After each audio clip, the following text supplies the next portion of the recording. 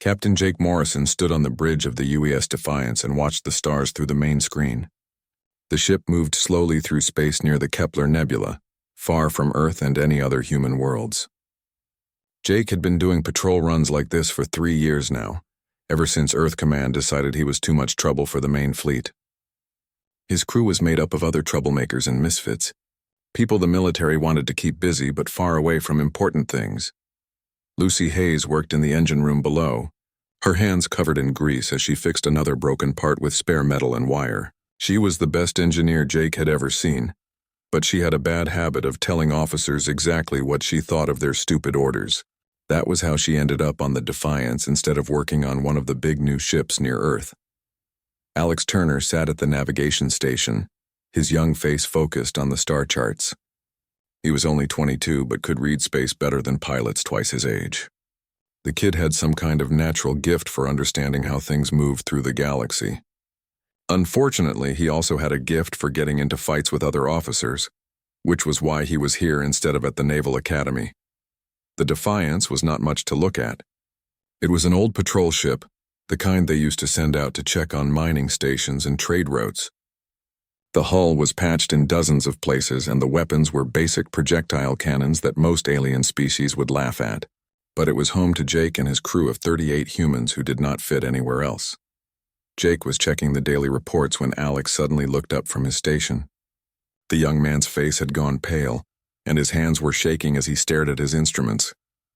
"Captain," Alex said, his voice quiet and strange, "something is wrong with the stars." Jake walked over to Alex's station and looked at the displays. The navigation computer showed their position near the nebula, but something was different. The stars that should have been visible in the distance were flickering, like candle flames in the wind. "What am I looking at, Turner?" Jake asked. "The gravitational readings are going crazy," Alex said, pointing at the numbers on his screen. "It's like something massive is moving out there, but I can't see what it is.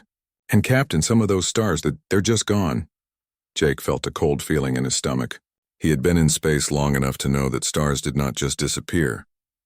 He touched the comm button on his chair. "Lucy, get up here. Now." A few minutes later, Lucy Hayes came onto the bridge, still wiping grease from her hands. She looked at the displays and her expression became serious. "Those readings can't be right," she said. "Nothing that big should be able to move through space without us detecting it weeks ago." Before anyone could answer, the ship's long-range sensors started beeping with an emergency signal. Jake looked at the communications officer, a quiet man named Pete Davis who rarely spoke unless something was important. "Captain," Pete said, "I'm getting distress signals from multiple sources. They're coming from the direction of the Zephyrian border." The Zephyrians were one of the oldest and most powerful alien species in the galaxy. Their technology was so advanced that most humans thought it was like magic. If they were sending distress signals, something very bad was happening. "Put it on the main screen," Jake ordered. The image that appeared made everyone on the bridge go silent. It showed a Zephyrian ship, its beautiful crystal hull cracked and dark.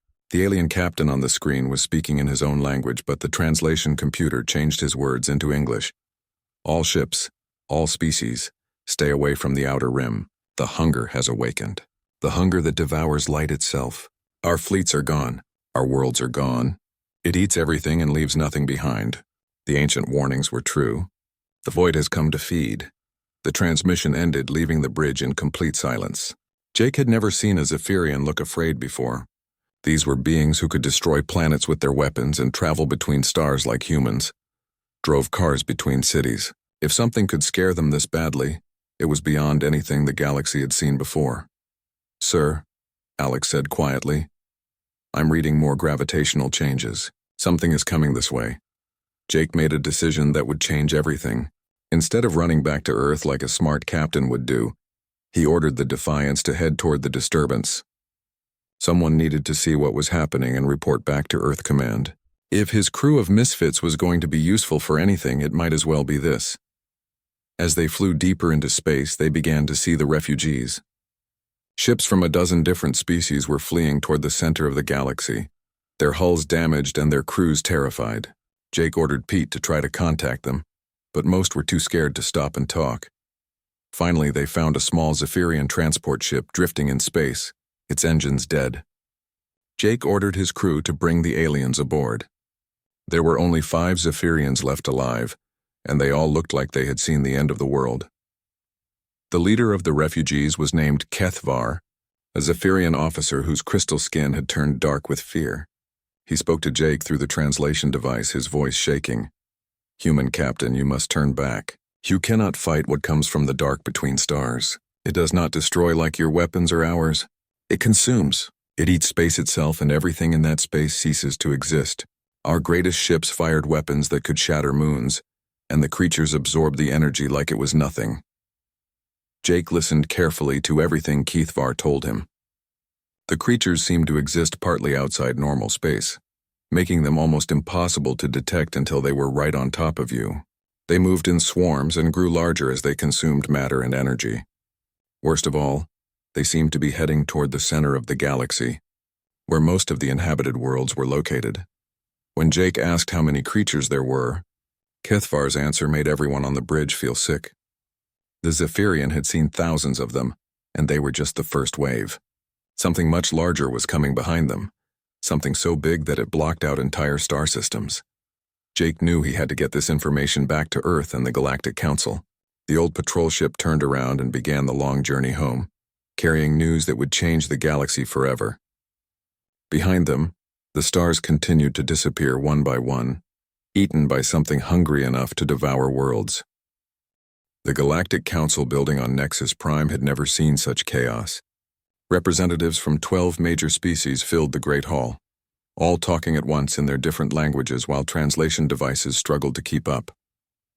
Jake Morrison stood at the back of the room, still wearing his dirty patrol uniform, watching as the most powerful beings in the galaxy argued like children. Admiral Helen Cross sat at the human delegation table, her face calm but her eyes showing the worry she felt inside. She had read Jake's report 3 times and knew that everything was about to change.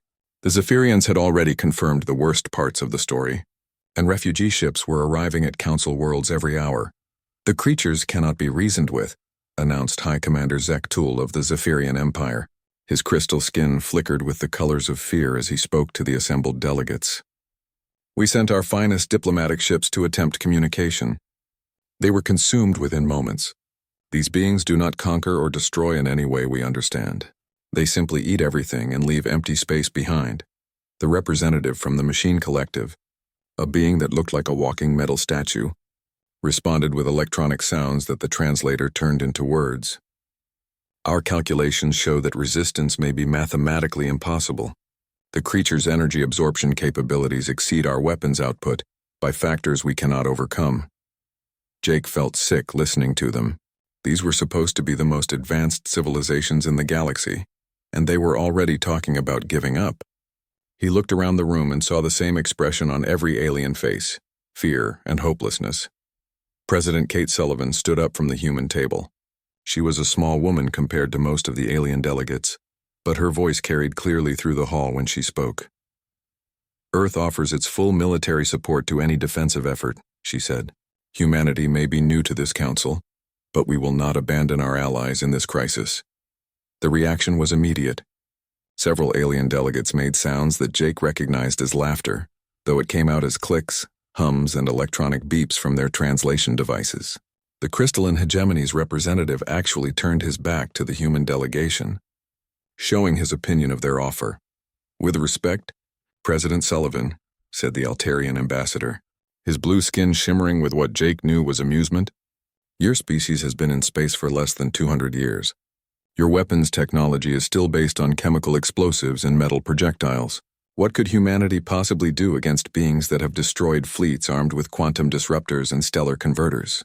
Admiral Cross stood up beside President Sullivan, her face showing the anger she usually kept hidden. "Our weapons may be simple, but they work. And unlike some species here, humans don't give up when the fight gets hard." The insult was clear, and several alien delegates began making angry sounds in their own languages. Jake watched as the council session dissolved into chaos again, with everyone shouting and no one listening. While they argued, more star systems were disappearing. 3 days later, the Zephyrian Empire launched what they called the Great Defense. Jake watched from the bridge of the Defiance as the largest fleet in galactic history moved toward the expanding zone where stars had gone dark. 2,000 Zephyrian warships, each one the size of a human city, formed up in perfect battle formation. Their crystal hulls glowed with power that could crack planets in half. The battle was broadcast across the galaxy through quantum communication links. Every world with the technology watched as the pride of Zephyrian military might face the unknown enemy. Jake and his crew gathered around the main screen, hoping to see something that would give them hope. At first, it looked like the Zephyrians might have a chance. Their weapons lit up space with colors that had no names, sending waves of pure energy that could destroy anything made of normal matter. The first creatures that appeared on screen seemed small compared to the massive warships, dark shapes that moved strangely through space. But as Jake watched, more creatures kept appearing. They seemed to come out of nowhere, as if space itself was giving birth to them. The Zephyrian weapons hit them directly, energy that should have vaporized anything, but the creatures just absorbed the power and grew larger. The worst part was how quiet it was. There were no explosions, no dramatic light shows like in the movies Jake had watched as a kid. The creatures simply touched the Zephyrian ships and the great warships faded away like they had never existed. In less than an hour, the entire fleet was gone, consumed by beings that seemed to exist only to eat. The broadcast ended with empty space where 2,000 ships had been. Across the galaxy, billions of beings stared at their screens in silence, finally understanding that their most powerful weapons were useless. Back on Earth, President Sullivan made a decision that many people called crazy. She authorized the deployment of every deep space ship humanity had. Despite protests from her own military commanders, Admiral Cross was put in command of the human task force, even though everyone knew it was probably a suicide mission. Commander Rick Stone took command of the UES Vengeance, the newest and most powerful ship in the human fleet. Unlike the crystal beauty of Zephyrian vessels or the smooth curves of Altarian cruisers, the Vengeance looked like what it was: a weapon built by a species that had spent most of its history fighting wars. The hull was covered in armor plating, and every surface bristled with missile pods, railgun turrets, and electronic warfare equipment. Stone had fought in the border wars against human rebels, spending years learning how to fight enemies who used hit-and-run tactics and unconventional strategies. He understood something that the alien military commanders did not. Sometimes the best way to win was to fight dirty. The human fleet that followed Stone into space was nothing like the magnificent formations other species used. Earth ships moved in loose groups, changing positions constantly and never following predictable patterns. Where other species relied on energy shields and advanced armor, humans used speed, stealth, and weapons that could be fired from unexpected angles. Jake Morrison and the Defiance were assigned to the scouting force, along with a dozen other patrol ships. Their job was to find the enemy and report back, hopefully without being consumed in the process. As they flew toward the dark zone where stars had vanished, Jake could not help thinking about how different his mission was now, compared to 3 weeks ago when he was just checking on mining stations. The first contact came near the ruins of a Zephyrian colony world. Alex Turner spotted them on the sensors before anyone else, dark shapes moving through space in patterns that hurt to look at directly. They seemed to exist in 3 dimensions and several others at the same time, making it hard for human eyes to focus on them properly. Stone ordered the attack before the creatures could react. Human ships opened fire with everything they had: nuclear missiles, railgun rounds, plasma cannons, and even old-fashioned chemical explosives. The weapons seemed primitive compared to what the Zephyrians had used, but something strange happened. The creatures reacted. They did not just absorb the energy like they had with advanced alien weapons. The nuclear explosions seemed to hurt them, and the solid projectiles from the railguns actually damaged their strange bodies. For the first time since the crisis began, someone had found a way to fight back. But the victory came at a terrible price. Half of Stone's ships were consumed before they could retreat, including some of Jake's fellow patrol captains. The survivors limped back to the rally point with their hulls damaged and their crews shaken, but they carried something more valuable than any treasure: proof that the creatures could be hurt. Dr. Amy Rodriguez, the chief science officer aboard the Vengeance, spent 3 days analyzing the sensor data from the battle. What she found changed everything humanity thought they knew about the enemy. The creatures were not just eating matter and energy. They were consuming the basic structure of space itself, feeding on the quantum foundations that held reality together. Jake read her report while the Defiance underwent repairs and felt both hope and terror. Hope because humanity had found something the creatures were vulnerable to. Terror because he understood what Dr. Rodriguez's discovery meant. If these beings could eat space itself, then nowhere in the universe would ever be safe from them. The galaxy had become a place of fear and running. Every day brought news of more star systems going dark, consumed by the creatures that seemed to eat space itself. The great civilizations that had ruled for thousands of years were pulling back to their core worlds, building defenses that everyone knew would not work. The crystalline hegemony sealed their borders completely, using technology that turned their space into a maze of twisted dimensions. The Machine Collective began converting their populations into digital form, hoping that consciousness stored in computers might survive what flesh and blood could not. Even the proud Altarians, who had once claimed they would never retreat from any enemy, were evacuating their outer colonies. Only humanity continued to probe the expanding dark zones, sending small ships into places where other species were too afraid to go. Jake Morrison and the crew of the Defiance had become specialists at this dangerous work, mapping the edges of consumed space and trying to understand how the creatures moved and fed. The ship looked different now after months of modifications. Lucy Hayes had covered every surface with extra armor plating made from salvaged metal, and the hull bristled with new sensor arrays designed to detect the quantum disturbances the creatures created. The Defiance was uglier than ever, but it could go places and see things that no other ship in the galaxy could manage. They were deep in what used to be Zephyrian space when Alex Turner found something that should not have existed. His instruments detected a massive object drifting in an area where 3 star systems had been consumed weeks earlier. In the empty void where billions of lives had once thrived, something ancient was still intact. "Captain," Alex said, his voice tight with excitement and fear. "I'm reading a ship. It's huge. Maybe 10 times bigger than anything the Zephyrians ever built. But the weird thing is, it's still there. Whatever ate this place, it left this ship alone." Jake studied the sensor readings and felt his skin crawl. The ship was clearly not built by any species he knew about. Its design was strange and flowing, like it had been grown rather than constructed. Most disturbing of all, parts of it seemed to exist in the same twisted space-time that the consuming creatures used. "Lucy, what do you think?" Jake asked over the comm system. From the engine room, Lucy's voice crackled through the speakers. "The hull material isn't showing up on any of our scans. It's like it's made of something that doesn't quite exist in normal space. But Captain, if that thing survived whatever ate 3 star systems, we need to find out how." Jake made the decision that would change everything. Despite every regulation and common sense rule that said they should report back to the fleet, he ordered the Defiance to dock with the ancient vessel. His crew of misfits and troublemakers was about to make the most important discovery in galactic history. The airlock opened onto corridors that seemed to stretch forever in directions that hurt to think about. The ship's interior followed rules of geometry that made human eyes water and human brains ache.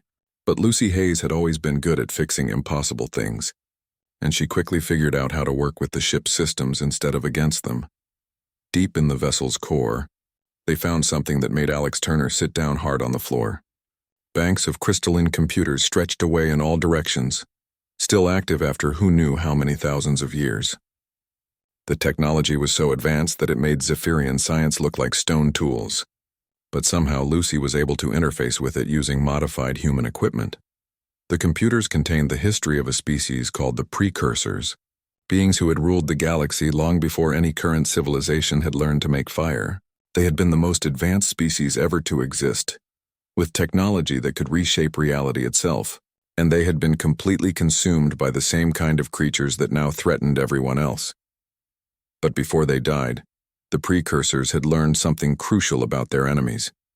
The creatures were not invaders from another galaxy or dimension. They were part of the universe itself, a kind of cosmic immune system that activated when the galaxy's combined psychic energy reached dangerous levels. Dr. Amy Rodriguez had joined the mission aboard a fast courier ship, and she worked day and night to understand the precursor data. What she found was both terrible and hopeful. Every intelligent species in the galaxy produced a kind of quantum resonance, a psychic signature that the creatures used to locate and consume them. The more advanced and numerous a civilization became, the stronger their signature grew. When the combined psychic energy of all galactic civilizations reached a certain threshold, it triggered the activation of the cosmic immune system. The creatures emerged from the spaces between galaxies to reset everything back to a simpler state, consuming all complex life and starting the cycle over again. But there was something different about the data this time, something that had never happened in previous cosmic resets. One species was showing up as barely detectable on the psychic sensors: humanity. "Look at this," Dr. Rodriguez said to Jake as they stood in the precursor computer chamber. "Every species we know about shows up as bright spots on these quantum resonance charts. Zephyrians burn like stars. Altarians pulse with regular patterns. Even the machine collective creates distinct energy signatures. But humans," she pointed to a section of the display where Earth should have been, "we're almost invisible. There's something there, but it's like static. Random quantum noise instead of a clear signal." Lucy Hayes had been listening from across the room, and now she walked over with a strange expression on her face. "Doc, what if that's not a bug? What if it's a feature?" Dr. Rodriguez stared at her for a moment, then began typing rapidly on the precursor interface. The ancient computers ran calculations at speeds that made human technology look frozen in time. When the results appeared, everyone in the room went silent. "The solar radiation from Earth's sun," Dr. Rodriguez whispered. "It's unique in this part of the galaxy. The specific combination of particle emissions has been affecting human brain development for millions of years. We don't have clean psychic signatures like other species because our neural patterns are full of quantum static." Jake felt pieces clicking together in his mind. "That's why the creatures have trouble detecting us. We're like ghosts to their primary senses." "More than that," Dr. Rodriguez said, her voice getting excited. "If we could amplify this static effect and project it around other species, we might be able to hide them from the creatures entirely. But it would require human minds to generate the interference patterns. We'd need volunteers to pilot special ships directly into the heart of the consumed zones. The implications hit everyone at the same time. Humanity's unique quantum signature, the thing that made them almost invisible to the cosmic immune system, could be used to protect other species. But the process would require human volunteers to sacrifice themselves, flying into the most dangerous places in the galaxy to deploy masking devices. Jake knew without asking that there would be no shortage of volunteers, despite being dismissed as primitive by other species. Despite being given the worst ships and the most dangerous missions, humans had something that all the advanced technology in the galaxy could not replace: the willingness to sacrifice everything for others. The message went out through quantum communication networks to every human ship and station in the galaxy. Admiral Cross, commanding from the Bridge of the Vengeance, put out the call for volunteers for a mission that everyone knew was one way. The response was immediate and overwhelming. Pilot Jenny Baker, a former test pilot who had pushed experimental ships beyond their breaking points, volunteered within minutes. Captain Nick Adams, a decorated Marine who had fought in every major human conflict of the last 20 years, signed up before the message finished transmitting. Dr. Sam Walsh, the physicist who had helped develop the masking technology based on precursor data, insisted on piloting one of the ships himself. From across human space they came: fighter pilots and cargo haulers, scientists and engineers, young officers fresh from the academy and veterans of a dozen wars. All of them understood what they were volunteering for, and all of them stepped forward anyway. Jake Morrison stood on the bridge of the Defiance and watched the volunteer ships assembling near the edge of human space. Each vessel had been modified with precursor technology and quantum masking devices, turned into weapons designed not to destroy but to hide. The ships looked as rough and patched as everything else humans built, but they carried the hopes of an entire galaxy. As the volunteer fleet prepared to leave for the consumed zones, Jake received a priority message from Admiral Cross. The Galactic Council, the same organization that had laughed at humanity's offer of help, was now begging for human assistance. The other species had finally understood what Jake's crew had known from the beginning. Sometimes the newest and supposedly weakest member of a group was the one who could see solutions that everyone else had missed. The volunteers launched into space, heading for the dark zones where stars had vanished and reality itself was being consumed. Behind them, They left a galaxy holding its breath, waiting to see if humanity's greatest weakness could become everyone's salvation. The volunteer ships moved like ghosts through space that no longer followed normal rules. Captain Nick Adams watched through his cockpit window as reality twisted around his modified fighter, seeing colors that had no names and shapes that made his eyes water. The masking device in his ship's belly hummed with power, its precursor technology creating a bubble of quantum static that hid him from the creature's senses. Behind him, 19 other human volunteers flew in loose formation through what used to be the heart of Zephyrian space.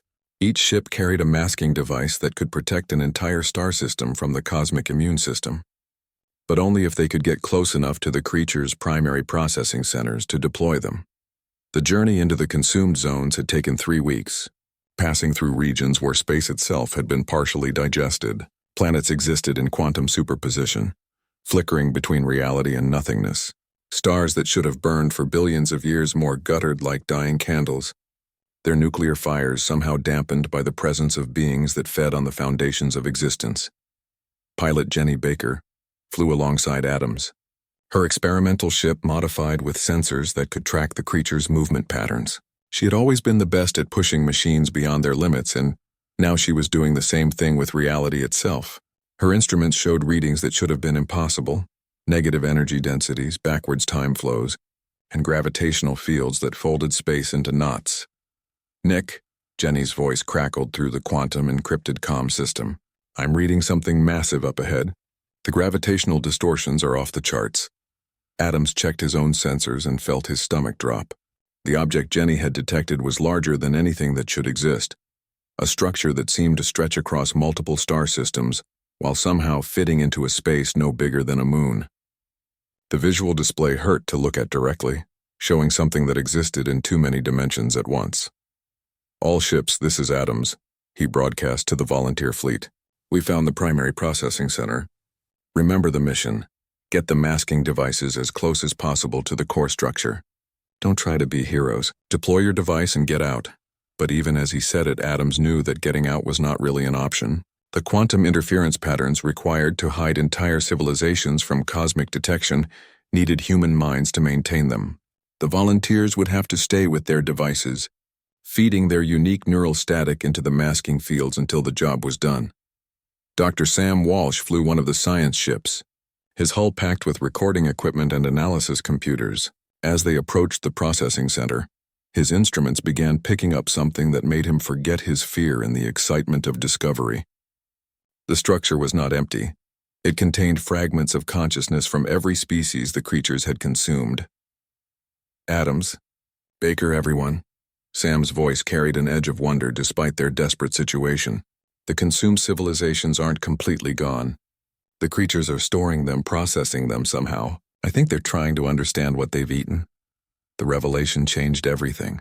The cosmic immune system was not mindlessly destroying complex life. It was studying it, trying to learn the difference between natural complexity and the complexity created by consciousness. The problem was that it had no way to communicate with living beings, so it had to consume them first to understand what they were. Jenny Baker pushed her ship deeper into the processing center, dodging between structures that existed in folded space-time. Her sensors detected something that made her heart race, a section of the center that seemed to be trying to recreate parts of consumed civilizations, building imperfect copies from remembered patterns. "Sam's right," she reported. "This thing isn't malevolent. It's confused. It knows something is different about this cosmic reset, but it can't figure out what." Adams made a decision that would have been called insane by any military manual ever written. Instead of deploying his masking device to hide from the creatures, he began broadcasting on all frequencies, using his ship's quantum static as a carrier wave to project human thoughts directly into the processing center's consciousness. The effect was immediate and terrifying. The massive structure began to shift and change, responding to the presence of a mind it could perceive but not consume. For the first time in cosmic history, the immune system was communicating with living beings instead of processing their remains. The contact was overwhelming. Adams felt his consciousness expand beyond his human brain, touching something vast and ancient that had been carrying out its programming for billions of years. The entity was not evil or good. It was simply following instructions written into the fabric of reality itself. But those instructions had never accounted for a species like humanity, beings who could think and create while remaining nearly invisible to cosmic detection systems. Through Adams's sacrifice, the other volunteers were able to establish communication links with different parts of the processing center. Jenny Baker used her experimental ship to project flight patterns that the entity recognized as intentional, rather than random. Sam Walsh fed scientific data directly into the creature's analysis systems, showing it the difference between natural cosmic complexity and the complexity created by intelligent life. One by one, the volunteers gave their lives to teach the cosmic immune system something it had never learned in billions of years of existence. Consciousness was not a disease that needed to be cured. It was a natural part of the universe's growth and development. The civilizations it had been consuming were not infections to be removed, but new forms of complexity that made the cosmos more beautiful and complete. Dr. Amy Rodriguez, monitoring the mission from her ship at the edge of the consumed zone, watched in amazement as the processing center began to change. The twisted structures that had been breaking down consumed matter started rebuilding instead, recreating star systems and planets from stored quantum patterns. "Jake," she called to Captain Morrison aboard the Defiance, "it's working. The creatures are starting to reverse the consumption process. They're putting everything back." But the cost was becoming clear. Each communication link required a human mind to maintain it, and the volunteers were burning out one by one as their consciousness merged with the cosmic entity. Adams lasted the longest, his marine training helping him maintain coherence even as his awareness expanded beyond anything human brains were designed to handle. His last transmission was clear despite the impossible circumstances surrounding it. "Tell Admiral Cross the mission is complete. The galaxy is safe. And tell my crew, it was worth it." The processing center's transformation accelerated as more volunteers made contact. Captain Nick Adams' ship became the anchor point for a communication network that spanned multiple dimensions, carrying the combined thoughts and dreams of humanity directly into the cosmic immune system's consciousness. Through this network, the ancient entity finally understood what it had been destroying. The civilizations it consumed were not random growths that threatened cosmic stability. They were the universe's way of understanding itself. Each species brought unique perspectives and capabilities that made reality richer and more complete. Jenny Baker's final act was to show the entity how consciousness could create beauty as well as complexity. Projecting human art and music and poetry through her ship's quantum transmitters, Sam Walsh fed it scientific theories and mathematical proofs that demonstrated how intelligence could work with natural laws instead of against them. As the last volunteer, ships merged their consciousness with the processing center. Something unprecedented happened. The cosmic immune system made a choice. For the first time in its billions of years of existence, it decided to change its programming. The reversal began slowly, with dark zones flickering back to normal spacetime. Consumed stars reignited as their stored patterns were rebuilt from quantum memory. Planets reformed in their proper orbits, and the billions of beings who had been processed by the entity began to exist again, unaware that they had ever been gone. Across the galaxy, species that had been hiding in their core worlds watched in wonder as their lost territories returned. The Zephyrian Empire saw their crystal cities reappear exactly as they had been before the consumption began. The Altarian colonies flickered back into existence with their populations intact and unharmed. But in the space where the processing center had been, 20 small human ships drifted empty and dark, their crews having given everything to save a galaxy that had once considered them primitive and worthless. The volunteers had become part of something larger than themselves. Their consciousness, woven into the cosmic immune system to ensure it, would never again mistake civilization for infection. Jake. Morrison received the final transmission from the volunteer fleet as the Defiance watched. Consumed star systems returned to life. The message was brief and came through quantum static that somehow carried the voices of all 20 volunteers at once. "The galaxy is safe. The reset has been canceled permanently. Remember us not as heroes, but as humans who chose to do what was right when everything was at stake. The universe is big enough for all of us." The galaxy woke up slowly like someone coming out of a long and terrible dream. Star systems that had been consumed weeks or months earlier flickered back into existence as if they had never been gone. Billions of beings found themselves going about their daily lives with no memory of the cosmic horror that had nearly ended everything. Only those who had been outside the consumed zones remembered what had really happened, and they struggled to believe their own memories. The proud Zephyrian Empire discovered that their crystal cities were exactly as they had been before the creatures came, down to the smallest detail. The Machine Collective found their digital archives complete and undamaged. Even the Altarians, who had lost entire colonies, saw their worlds returned with every building and every citizen exactly where they belonged. But at the coordinates where 20 human volunteers had made their final sacrifice, space itself was different. The quantum patterns there hummed with something that had not existed before, a permanent communication link between the cosmic immune system and the civilizations it had once threatened. Ancient monitoring stations built by the long-dead precursors came online for the first time in millions of years, broadcasting a message that reached every corner of the galaxy. The threat has passed. The reset cycle has been broken. Consciousness and complexity are now recognized as natural parts of cosmic development. Vigilance must be maintained, but fear is no longer necessary. This change was made possible by the sacrifice of 20 beings from the species designated as human. Their gift to the universe will not be forgotten. Jake Morrison stood on the observation deck of Nexus Prime, the Galactic Council's headquarters, watching through the massive windows as ships from hundreds of species arrived for an emergency session. But this time the session was not about fear or running away. It was about understanding what had changed and how to move forward in a galaxy that was suddenly safe from cosmic destruction. The same hall that had once echoed with the panicked voices of fleeing ambassadors now rang with sounds of wonder and gratitude. Representatives who had dismissed humanity as primitive newcomers now stood in respectful silence as Admiral Helen Cross was introduced as the new Supreme Commander of the Galactic Defense Initiative. Cross stood at the podium where she had once been laughed at for offering human help, but now her uniform carried the symbols of a dozen species who wanted to learn from humanity's example. Her speech was brief and direct, in the style that had made her effective as a military leader. The volunteers who gave their lives to save this galaxy did not do it for glory or recognition, she said. Her words translated into hundreds of languages for the assembled delegates. They did it because it was the right thing to do. That is the lesson we must all learn from this crisis. Sometimes the newest voice in the room can see solutions that ancient wisdom has missed. President Kate Sullivan announced the establishment of new protocols for humanity's role in galactic affairs. Earth would establish the Cosmic Vigilance Service, tasked with monitoring the spaces between galaxies for signs of other universe-level threats. Humans would serve as the galaxy's early warning system, their unique quantum signature allowing them to detect dangers that other species might miss. But the real changes were happening on worlds across the galaxy.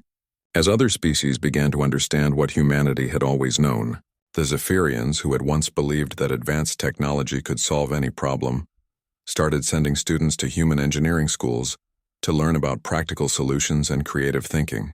The Machine Collective began incorporating random elements into their logical processes, discovering that a little chaos could lead to breakthrough innovations. Jake Morrison found himself promoted to Admiral, despite his protests that he was happier as a patrol captain. His new assignment was to establish humanity's first deep space exploration command, with a mission to venture beyond the galactic rim and learn about the cosmic structures that governed reality itself. The Defiance, patched and rebuilt so many times that almost nothing of the original ship remained, became the flagship of a new kind of fleet.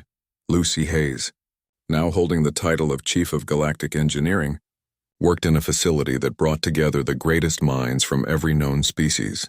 Her old workshop on the Defiance had been replaced by laboratories that could have fit entire cities, but she still preferred to work with her hands, building impossible things from spare parts and determination. The memorial stations, established at the coordinates where each volunteer had made their sacrifice, became pilgrimage sites for beings from across the galaxy. The names of Captain Nick Adams, pilot Jenny Baker, Dr. Sam Walsh, and 17 other heroes were inscribed in monuments built from materials donated by dozens of worlds. But the memorials were not places of sadness. They were reminders that ordinary beings could do extraordinary things when they chose courage over fear.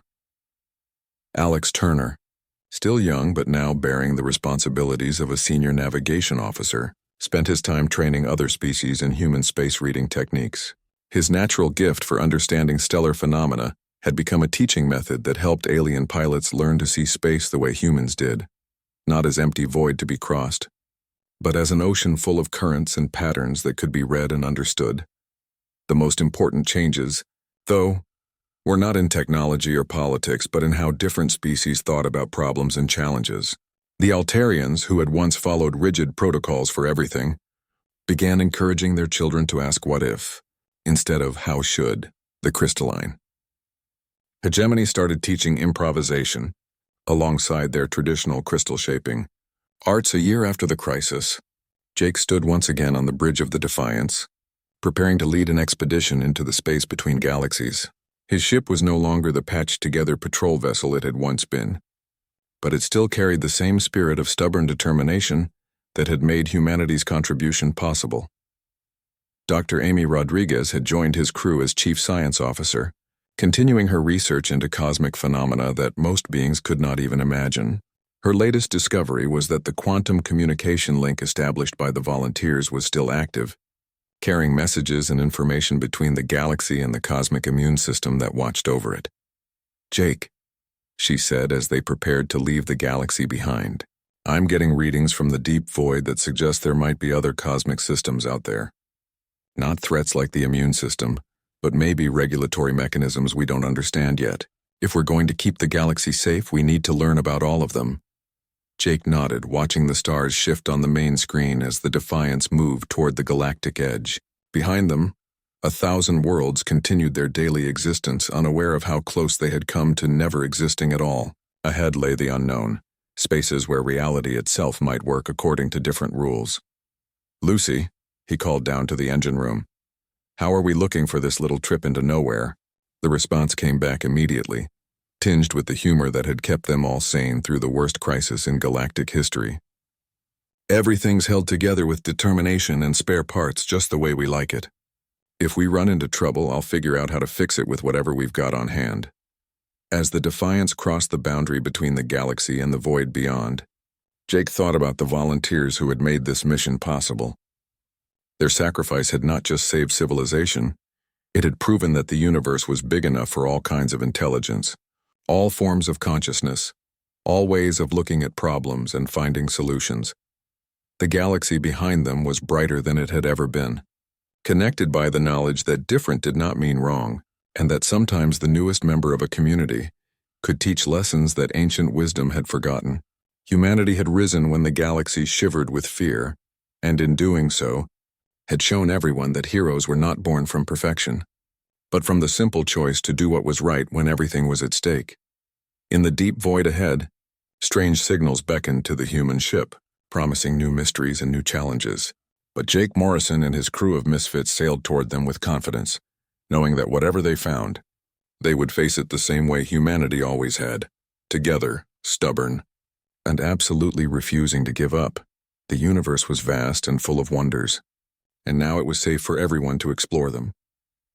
That was the greatest gift the volunteers had given to the galaxy, not just survival, but the freedom to dream of what might be possible among the stars.